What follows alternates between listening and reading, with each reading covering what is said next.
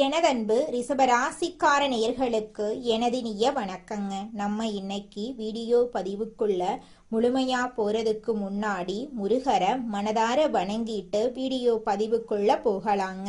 ஓ முருகா போற்றி, ஓ முருகா போற்றி, ஓ முருகா போற்றி, இறைக்காக்கும் முருகனே போற்றி. நல்லதே நடக்கும், நல்லது மட்டும்தான் நடக்கும். நிலைத்தன்மை, நம்பிக்கை, நிதானம் ரிஷபத்தின் 3 முகங்களா இருக்கு. எதை தொடங்குனாலும் முடிக்கும் வர விடமாட்டாங்க நம்மளோட ரிஷபராசிக்காரங்க. அழகையும் சுக வாழ்க்கையையும் நேசிக்கும் இதயம் இவங்களோட இதயம். ஆனா முடிவுல உறுதியான பாறை போல இருப்பாங்க நம்மளோட ரிஷபராசிக்காரங்க. இவங்கள பொறுத்த வரைக்கும் தன்னோட வாழ்க்கையில எவ்வளவு பிரச்சனை வந்தாலும் அதை பத்தி துளி கூட கவலைப்பட மாட்டாங்க. ஆனா நெருங்கிய உறவின் வாழ்க்கையில ஒரு பிரச்சனை வருதுன்னு வச்சுக்கங்க, ஓடி போய் உதவி செய்யக்கூடியவங்களா இவங்க இருப்பாங்க. அனைத்து உறவுகளுக்கும் எனது அன்பான தமிழ் புத்தாண்டு நல்வாழ்த்துக்களுங்க. இந்த தமிழ் புத்தாண்டு பராப வருஷம் பிறந்திருக்கு. ஒவ்வொரு தமிழ் புத்தாண்டுலையும் ஜாதக ரீதியா ஜோதிடத்துல கட்டங்கள்ல நிறைய மாற்றங்கள் ஏற்படும். அதுல இந்த காலகட்டத்துல சூரியன், சந்திரன், அங்காரகன், புதன், குரு, செவ்வாய், சுக்கிரன், சனி, ராகு, கேது ஆகிய கிரகங்கள் இந்த வருஷத்துல எப்படி சஞ்சாரம் செய்ய போறாங்க, அதற்கு எப்படி நமக்கு பலன்கள் கிடைக்க போறது அப்படிங்கறத பத்தி இப்ப நாம தெரிஞ்சுக்க போறேங்க. விதவிதமான யோசனைகளை இப்ப நான் சொல்ல போறேங்க. நல்லா கவனிங்க. யோசனைகளை சொல்ல போறேன், பிடிச்சவங்க அதை பின்பற்றுங்க. இதையே நம்ம தாரக மந்திரமா எடுத்துக்கிட்டு உள்ள போயிடலாங்க. அதுவே நமக்கு லாபமா இருக்குங்க. நமக்கு இந்த யோசனையெல்லாம் பிடிக்காதுங்க. அறிவுரை கிடையாது, எப்படி நடந்துக்கணும்னு அறிவுரை கிடையாது. யோசனைங்கிறது நம்ம வெற்றி பெறதுக்கு ஒரு அழகான பாதை. நம்ம ஒரு புத்தாண்டு அப்படின்னா என்ன பண்ண போறோம்? நல்லா கவனிங்க. காலையில எழுந்திருக்கிறோம், நியூ இயர் தமிழ் புத்தாண்டு காலண்டரை கிழிப்போம். அவ்வளவுதான். வருஷா வருஷம் இது நடக்கும். வேற இதை தாண்டி வேற எதுவும் நடக்க போறது இல்லை. இந்த காலண்டர்ல ஒரு பேப்பர் மாறும். புத்தாண்டு பறந்துருச்சு, எல்லாம் சந்தோஷம். அப்படி திரும்பி பாருங்க, நம்ம வீட்டுல நேத்து ராத்திரி யாரெல்லாம் கோபமா இருந்தாங்களோ அவங்கெல்லாம் அதே கோபத்தோட தான் இருப்பாங்க. நம்ம சொந்தக்கார யாரெல்லாம் நம்ம மேல வன்மமா இருந்தானோ அவனும் அதே மாதிரி தான் இருப்பான். நமக்கு இருக்கிற நண்பர்கள் எல்லாம் நமக்கு பழைய கடனை கொடுக்காம நம்மளை ஏமாத்திக்கிட்டு இருந்தானா அப்படியே தான் இருப்பான். ஏற்கனவே 4 பேரு புதுசா பழசா ஏமாத்தி இருப்பான். இப்ப புதுசா ஏமாத்திருக்கு ஒருத்தர் ட்ரை பண்ணிக்கிட்டே இருப்பான். ஸோ இப்ப புத்தாண்டு பிறந்திருக்கு. ஏதாவது மாறணும்னு நினைச்சா நான் மட்டும்தான் மாறணும். நான் நாளையில இருந்து நல்லவனா இருக்கணும்னு நானா நினைக்கிறேன்.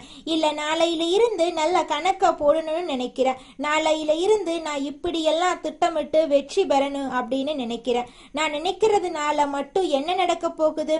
கொஞ்சம் யோசிச்சு பாருங்க. இந்த சமூகத்துல முதல்ல ஒவ்வொரு குடும்பத்திலையும் அங்க உங்களுக்கு ஒரு 4 பேராவது ஒரு குடும்பத்துல இருப்போம். குறைஞ்சது 3 பேராவது இருப்போம். 3 பேர் இருக்கிறதுனாலதான் புருஷன் பொண்டாட்டி ஒரு புள்ள, இதுதான் குடும்பம். புருஷன் பொண்டாட்டி 2 பேராவது ஒரு குடும்பம். இதுக்கு அடுத்தது மாமனார் மாமியார், இப்படி இருப்பாங்க. எல்லாரும் மாறுவாங்களா? எல்லாருக்கும் முதல்ல இன்னைக்கு புத்தாண்டு தெரியணும். இன்னைக்கு புத்தாண்டு, இன்னையில இருந்து நான் சில சபதங்கள் எடுத்துக்கிறேன். யார் மனசையும் நோகடிக்காம வாழணும்னு நினைக்கிறேன். அதுக்குன்னு எல்லாத்தையும் ஏத்துக்கணும்னு அவசியம் கிடையாது. பிடிக்கலனா ஒதுங்கி இருப்போம். அதுக்கு நம்ம வார்த்தைகளால யாரையும் சுட வேண்டிய அவசியம் கிடையாது. இத நான் மட்டும் மாறி என்ன பலன்? எதிர உள்ளவனும் மாறணும். நாம் எதிர உள்ளவன் செய்யற தப்ப செஞ்சுக்கிட்டே இருப்பான். ஆனா நான் மட்டும் அவனை மன்னிச்சு கொண்டே இருக்க வேண்டும். அப்படின்னா ஒரு நாளும் நமக்கு அந்த புத்தாண்டு புதுசா தெரிய போறது இல்லை. அப்ப புத்தாண்டு அப்படிங்கிறது நம்ம குடும்பத்துல இருக்கக்கூடிய ஒவ்வொருத்தவங்களும் நம்ம கிட்ட இருக்கிற குறைகளை குறைஞ்சபட்சம் நீக்கிறதுக்கு முயற்சி பண்ணணும். குறைஞ்சபட்சம் நீக்கிறதுக்கு சில நிறைகளை நாம அதிகபட்சம் எடுத்துக்கொள்றதுக்கு முயற்சி பண்ணணும். அதுக்கு முதல்ல என்ன பண்ணணும்? இந்த இந்த பராவ வருஷத்திலிருந்து நாம செய்ய வேண்டிய முதல் ஒரு சபதம், எல்லாரையும் பாராட்ட ஆரம்பிப்போம். எல்லாரையும் பாராட்ட ஆரம்பிச்சுட்டா அவன் ஏதாவது ஒரு சின்ன நல்லது செய்வான். அப்பா ஒரு நல்லது செய்வாரு, அம்மா ஒரு நல்லது செய்வாங்க, பையன் ஒரு நல்லது செய்வாங்க, இப்ப தன்னுடைய மாமனார் மாமியார் ஒரு நல்லது செய்வாங்க, மருமகன் மருமகள் தாத்தா பாட்டி எல்லா உறவுகளும் நண்பர்கள் நம்மளுடைய முதலாளி நம்மளுடைய தொழிலாளி ஏதோ ஒரு நல்லது செய்வாங்க. அவங்கள அதை பார்த்து பாராட்ட ஆரம்பிப்போம். பாராட்டக்கூடிய மனம் அப்படிங்கிறது வருகிறதோ மகிழ்ச்சி தானா வந்துடும். மகிழ்ச்சி தானா வரும் பொழுது இந்த புத்தாண்டு சிறக்க ஆரம்பிக்குங்க. புத்தாண்டுடைய பிறப்பே மகிழ்ச்சியுடைய நிலைத்தன்மையில தாங்க இருக்கு. உங்க வாழ்க்கையில நல்லதெல்லாம் இந்த புத்தாண்டிலிருந்து அடுக்கடுக்காக நடக்க போகுதுங்க. அப்ப இன்னையிலிருந்து நம்ம என்ன பண்ண போறோம்? உலகம் முதல்ல மாறும். அப்படின்னா தான் முழு புத்தாண்டையும் நம்மளால அனுபவிக்க முடியும். நான் மட்டும் மாறிட்டு புத்தாண்டை முழுசா அனுபவிக்க முடியாது. ஆனா நம்ம ஒரு ராசியில பிறந்திருக்கோம். இந்த ராசியில இந்த கிரகங்கள் எல்லாம் இப்படி இருக்கும்போது நாம சில விஷயங்களை ஃபாலோ பண்ணிட்டோம்னா ஓரளவுக்கு மற்றவங்களோட நாம மிங்கிள் ஆக முடியும். அப்ப மிங்கிள் ஆகிறதுனால இந்த வருஷத்தை கடக்க முடியும், வரக்கூடிய பிரச்சனைகளை கடக்க முடியும்.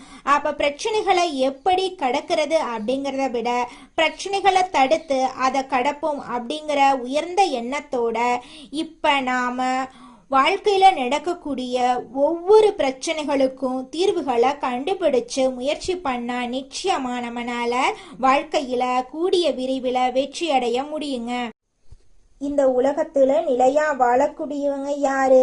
பேரு புகழு பணம் இதெல்லாம் இருந்தாலும் கூட யாரெல்லாம் ஒருத்தவங்க மனசுல இடம் பிடிக்கிறோமோ அவங்க தாங்க நிலையா வாழ முடியும். இந்த நிலையா வாழணும்னா நல்லா இருக்கணும். என்னைக்குமே என்னை ஒருத்தன் பேரு சொல்லி ரிப்பேர் பண்ணிடக்கூடாது அப்படின்னு தன் மீதும் தன்னோட பேர் மீதும் தன்னுடைய எண்ணத்தின் மீதும் அதிக நம்பிக்கை வச்சிருப்பாங்க. யார் தெரியுமா? ரிஷப ராசிக்காரங்க. இப்படிப்பட்ட ரிஷப ராசிக்காரர்களுக்கு இந்த காலகட்டம் இந்த நிலைத்தன்மையை அதிகப்படுத்தும். அதாவது உங்க வாழ்க்கையில எதை யோசிக்க ஆரம்பிச்சீர்களோ அந்த விஷயங்கள் எல்லாம் படிப்படியா உங்களை உயரத்துக்கு கொண்டு போய் விட்டுருங்க. ஆனா என்னைக்கும் நல்லா தெரிஞ்சுக்கங்க, உங்களுக்கு மட்டும்தாங்க உண்மை தெரியும். எப்பவுமே நம்ம வாழ்க்கையில இருக்கக்கூடிய அனைத்து பிரச்சனைகளையும் தீர்க்க நம்ம முயற்சி பண்ணாவே போதுங்க. நம்மனால சீக்கிரமா வாழ்க்கையில முன்னேற முடியுங்க. அதுல துளி கூட மாற்றமே கிடையாதுங்க. ரிஷப ராசிக்காரர்களே, இந்த வருஷத்துல ஒரு ஸ்டெப் கண்டிப்பா நம்ம முன்னேற போறோம். அத கான்ஃபிடென்ட்டா மைண்ட்ல வச்சுக்கோங்க. கான்ஃபிடென்ட்டா முயற்சி பண்ணுங்க. நிச்சயமா உங்களால முன்னேற முடியும். உங்களை பொறுத்த வரைக்கும் நிச்சயமா பொறுமையான முன்னேற்றம் இந்த காலகட்டத்துல ஏற்படுங்க. ரொம்ப வேகமா ஒரு விஷயத்த அடைஞ்சிருவேன் அப்படியெல்லாம் கிடையவே கிடையாது. பொறுமையாதான் முன்னேறுவோம். பொறுமையாதான் ஒரு வீடு கட்டுறதா இருந்தாலும் பொறுமையாதான் நடக்கும். கல்யாணம் நடக்கும் பொறுமையாதான். இப்ப சில விஷயங்களை நம்ம பொறுமையா எதிர்பார்க்க வேண்டிய காலநிலையில இருக்கும். நிச்சயமா உங்க வாழ்க்கையில நடக்கக்கூடிய அனைத்து விஷயங்களும் பொறுமையா நடந்தாலும் நல்லதா நடக்குங்க. அதுல துளி கூட மாற்றமே கிடையாதுங்க. ரிஷபம் ராசிக்காரர்களே, நீங்க இந்த வருஷத்தை பொறுத்த வரைக்கும் முழுமையா நம்ம ஹேண்டில் பண்ணும்போது ஒரு திங்கக்கிழமையில ஒரு நல்ல விஷயத்த ஆரம்பிங்க. பௌர்ணமியில ஒரு நல்ல விஷயத்த ஆரம்பிங்க. நல்ல பேச்சுக்களை அன்றைய தினத்துல பேசுங்க.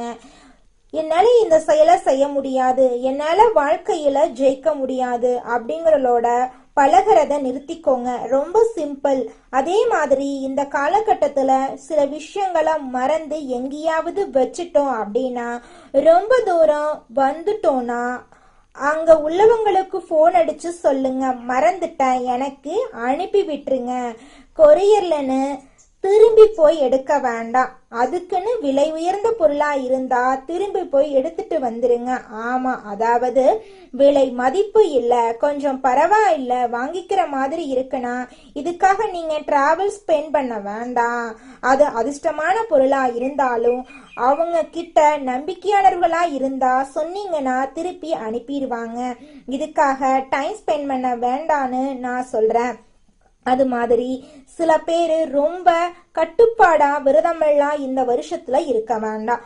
உடம்ப வருத்திக்காதீங்க. இந்த வருஷத்துல ரொம்ப வருத்திக்க வேண்டாம். பிரெயின் ஆக்டிவா இருக்கிறதுக்கு பிடிச்ச சாப்பாட்டை சாப்பிடுங்க. முடிஞ்ச வரைக்கும் காய்கறிகள் நிறைய சேர்த்திக்கோங்க.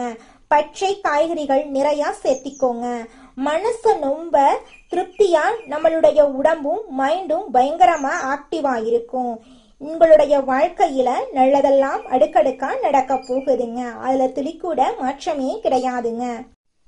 ரிஷப ராசிக்கார நேயர்களே, நான் சொன்ன மாதிரி திங்கக்கிழமை பௌர்ணமிய மறந்துடாதீங்க. அந்த நாள்ல நீங்க இறைவனோட கனெக்ட் ஆகுங்க, சிவனோட கனெக்ட் ஆகுங்க, அம்பாலோட கனெக்ட் ஆகுங்க. ஆதி சக்தி ஜெகன்மாதா உங்களுக்கு நன்மைய கொடுப்பாரு, நல்லது நடக்கும். உங்களுடைய வாழ்க்கையில கெட்டதுங்கிற பேச்சுக்கெல்லாம் துளி கூட இடம் கிடையாதுங்க.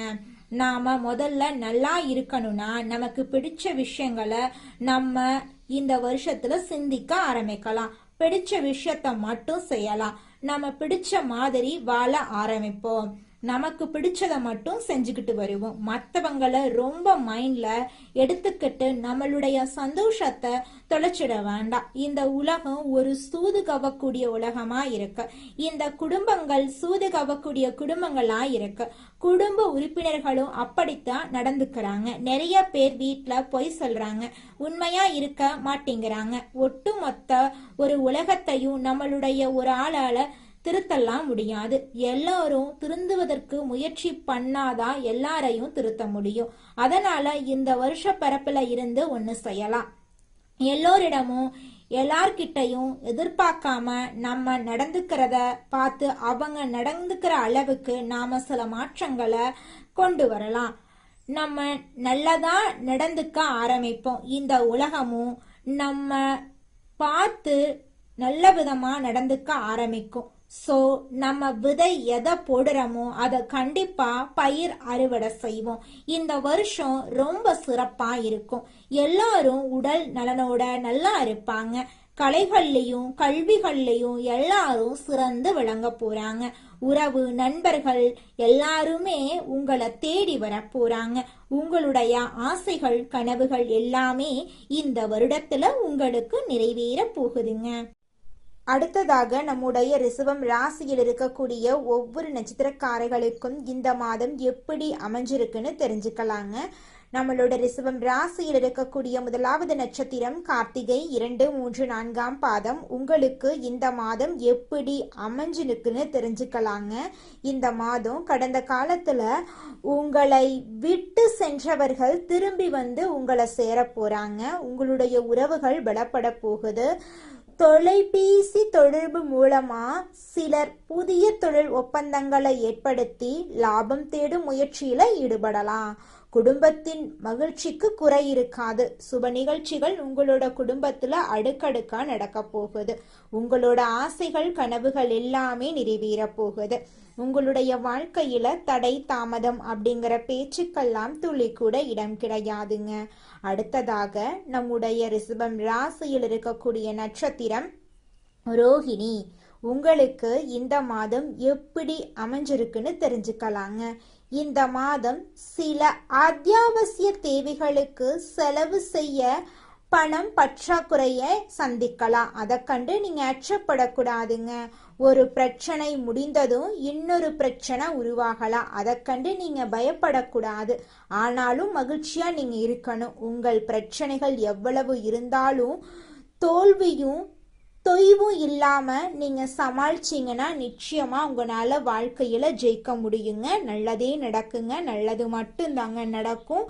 கெட்டது அப்படிங்கிற பேச்சுக்கெல்லாம் துளி கூட இடம் கிடையாதுங்க. திருமணம் ஆகாதவங்களுக்கு திருமண தடை நீங்கி உங்களுக்கு ஏற்ற சரியான வாழ்க்கை துணையோடு திருமணம் நடக்க போகுதுங்க. குழந்தை பாக்கியம் இல்லாதவர்களுக்கு குழந்தை பாக்கியம் கிடைக்க போகுதுங்க.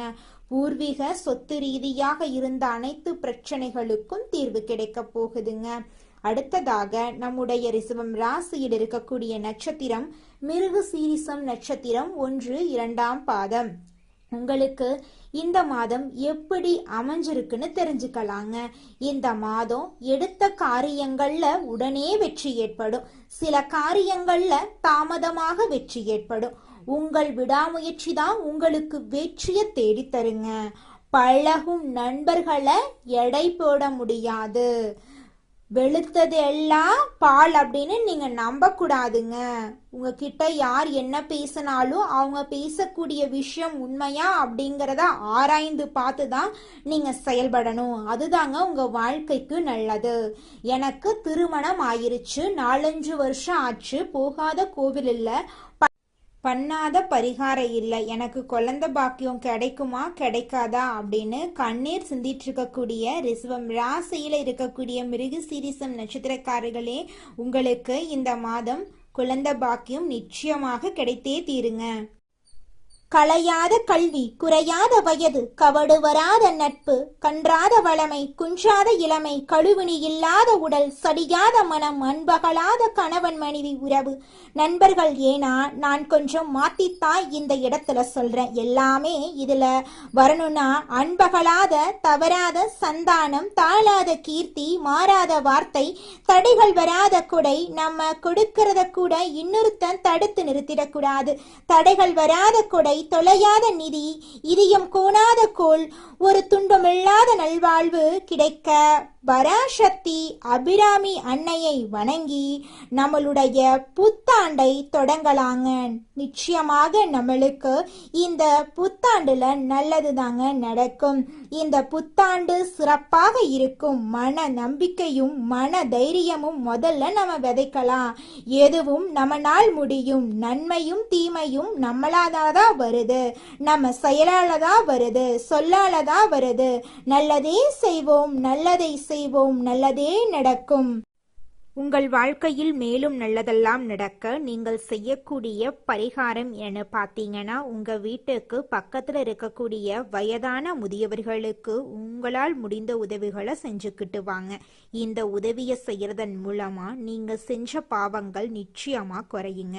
உதவி செய்யணும் அப்படிங்கிறதுக்காக நீங்க ஆயிரக்கணக்கில் லட்சக்கணக்கில் பணம் செலவு பண்ணணும் அப்படிங்கிற அவசியம் கிடையாதுங்க. உங்களால் முடிஞ்ச அளவுக்கு ஒரு வேளை முதியவர்களுக்கு உணவு வாங்கி கொடுத்தா கூட போதுங்க. இந்த உதவியை செய்யறதன் மூலமா உங்க வாழ்க்கையில நல்லது தாங்க நடக்கும், நல்லது மட்டும்தாங்க நடக்கும். நன்றி, வணக்கம்.